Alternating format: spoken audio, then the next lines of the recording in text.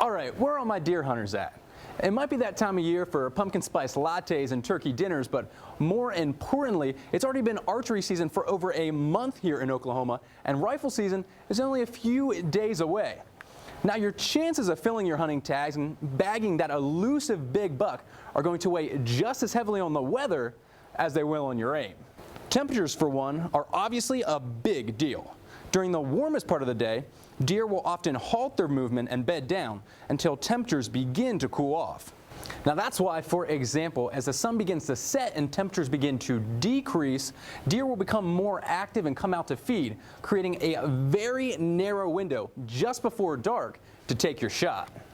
Huge temperature drops of 10 to 20 degrees Fahrenheit can also increase deer activity, and this normally occurs during a storm system or frontal passage, but these can have a variety of effects on deer movement depending on the variable you're looking at. For one, windy conditions may also prompt animals to move, especially if they're not used to it.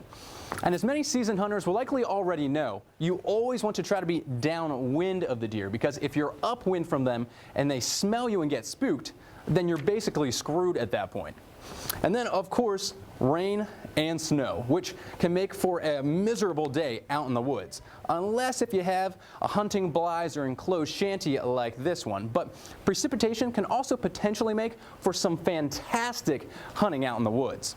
During light rain or snow, deer will still feed and can sometimes become less nervous and even more unpredictable, which is beneficial for hunters because scents and sounds are actually dampened down, so they don't travel nearly as far as they would in dry weather. Now, if it's raining or snowing too hard and you've got some gusty winds, well, you might as well just kiss your hunting chances goodbye. And this frame of thought isn't completely foolproof, but extremely wet or very windy conditions like we have here today just make it too hard for deer to distinguish predators, which will end up just making many of them bed down until the ugly weather clears. So it should be clear by now that you just can't grab your rifle or your bow and head out to the fields or woods without checking your weather forecast first. And trust me, my dad and I here, we know a few things about deer hunting. For Fox 25, I'm meteorologist Ross Mummah.